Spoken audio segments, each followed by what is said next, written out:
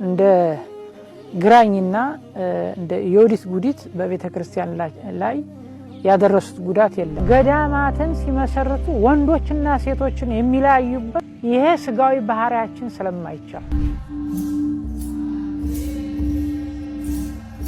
12ኛ መቶ ክፍለ ዘመን አባታችን አቡነ ኢየሱስ ከደብረ ዳሞ መጥተው ነው የአንድነት ገዳም ያደረጉት። ብዙ ተደጋጋሚ አደጋ ደርሶባታል። ግን እንደ ግራኝና እንደ ዮዲት ጉዲት በቤተ ክርስቲያን ላይ ያደረሱት ጉዳት የለም። ግን አጋጣሚ ይሄ ባህር የተከበበ ስለነበረ ያው በተለያየ አጋጣሚ በተለያየ ምክንያት በባህሩም በቅዱሳኖችም ኃይል ግራኝና ዮዲት ጉዲት እዚህ አልገቡም፣ መሬቱን አልረገጡት። በዚሁ አድርገው በዚህ በውጭ ያለውን ቤተ ክርስቲያን እያቃጠሉ ነው የሄዱት። ያው ያለፉት እንጂ ምንም ጉዳት አላደረሱበትም።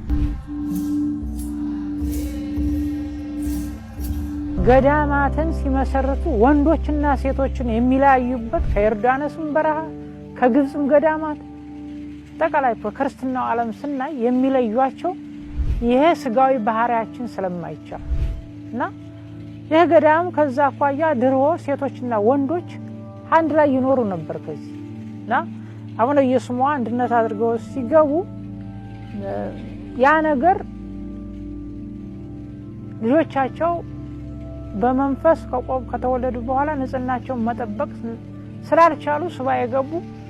ምንድነው ያሉት ያላቸው መልአኩ መጥቶ ሱባኤው እንደገቡ ሴቶችና ወንዶች አንድ ላይ ሆነው መኖር ስለማይችሉ ወንዶቹ ወጥተው ሴቶቹ ይቀመጡ ቢባል ሴቶቹ በተፈጥሯቸው ድንግጦች ስለሆኑ ባህሩ ሲናወጥ ፈርተው ብቻቸውን ሲሆኑ ለቀው በሄዱና ገዳሙ ይጠፋባል። ከሴቶቹ በባህሪያቸው ወንዶቹ ጠንከር ስለሚሉ ወንዶቹን እዚሁ አስቀምጣቸው፣ ሴቶቹን አውጣቸው። ሴቶቹ ከባህር ውጭ ያው ታቦተ ቅዱስ ጊዮርጊስን አውጣላቸው፣ ወንዶቹ እዚህ ይቀመጡ ተባለ። ያው በዚህ ምክንያት ያው ሴቶች እዛ በኋላ ጻድቁ አባታችን አቡነ ኢየሱስ ሴቶች እዚህ ቦታ ላይ እንዳይገቡ እቺ ቦታ የወንዶች መነኮሳት መኖሪያና የሁሉም መማፀኛ ቦታ ትሁን ብለው ወስነው በግዝት ተገዝቶ በነጋሪ ጋዜጣ ጸድቆ እዛ ግዝት በኋላ ሴቶች እዚህ ቦታ አይገቡ።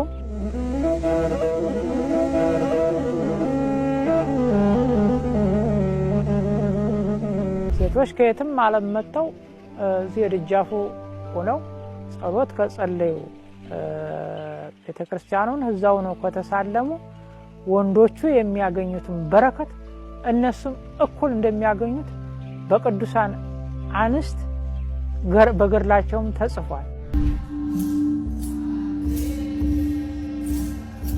ደሴቷ የቤተክርስቲያኗ ዙሪያ በአባቶቻችን በትውፊት ያገኘ ነው 14000 ቅዱሳኖች እዚህ ቦታ ተቀብረዋል። ዛን ጊዜ ቦታ በጣም ትልቅ ክብር ነበረው።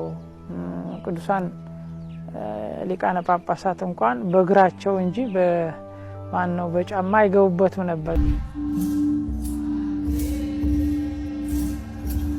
የመጀመሪያው የመንፈሳዊ ትምህርት ቤት የተቋቋመበትና በዛን ጊዜ እንደ ዛሬው ዘመናዊ ትምህርት ቤት ባልነበረበት ሰዓት የመጀመሪያው ዩኒቨርሲቲ የተባለ የሚጠራው ገዳም ይሄ ነበር።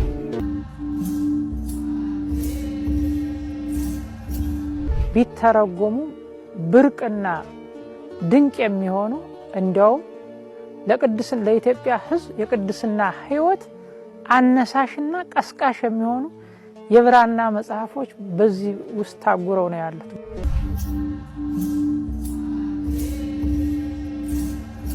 በዓለም ላይ ገናና ሆነው በማዕከላዊ መንግስት ቤተ መንግስቱ አካባቢ ያለው የደብረ ሊባኖስ ገዳም አባት አቡነ ተክለ ሃይማኖት እዚሁ ነው በቆብ የተወለዱት። እዚህ ቦታ ላይ ለ10 ዓመት ያህል አባታችን አቡነ ኢየሱስ እያገለገሉ እዚህ ቦታ ቆይተዋል። ሌላ አጠቃላይ የኢትዮጵያ ቤተክርስቲያን ማህቶት እየተባሉ የሚጠሩት አባ ጊዮርጊስ ዘጋስጫ በኢትዮጵያ ውስጥ በእመቤታችን ቅድስት ድንግል ወላዲተ አምላክ እየነገረቻቸው ሰዓታትን የነግና የቀኑን ሰዓታትን አርጋኖን ውዳሴ አምላክን ሌሎችንም 10 መጽሐፍትን የደረሱት እዚሁ ቦታ ሆነው ነው።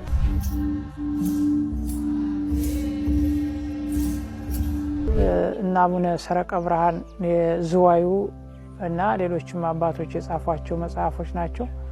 አቡነ ኢየሱስ ሞዐም ራሳቸው የጻፏቸው መጽሐፎች አሉ።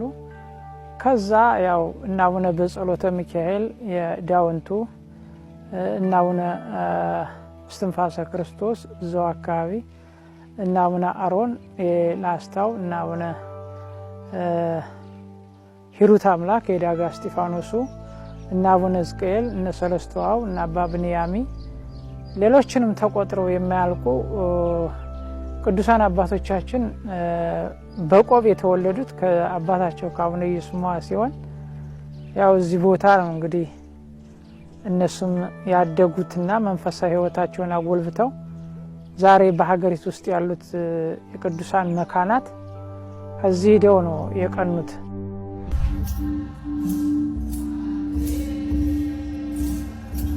1200 ዓመት በላይ ሲኖር ውሃው ቀደም ሲል ይቀንስ ነበር ይላሉ። ግን 40 ዓመት ይቀንሳል፣ ከ40 ዓመት በኋላ ደግሞ እንደገና ይሞላል ነበር የሚሉት። እኛ ግን በአሁኑ ሰዓት ግን እንጃ የአባቶቻችን ትንቢትም የመጨረሻው ዘመን እየደረሰ እንደሆነም አላውቅም። እኔ አሁን እዚህ በቆይታዬ እንደማየው ውሃው በጣም እየቀነሰ ነው ያለው እንጂ ዝናብ ቢዘንም የመጨመር ሁኔታ አይታይበትም።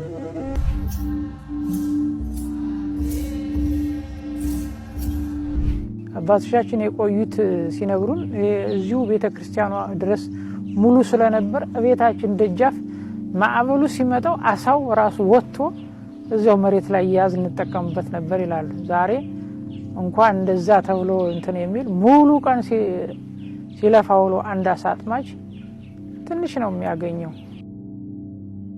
ገና ምንም ሳይፈለፍ አድገው ሳይፈለፍሉ በሕፃንነታቸው እየተለቀሙ አልቆ አሁን ባህሩ አሳ ብዙም የለውም ጫጩት ካልሆነ በስተቀር የድሮውን አሳ እኛ እንደመጣን ያየነው አሳ በአሁኑ ሰዓት የለም።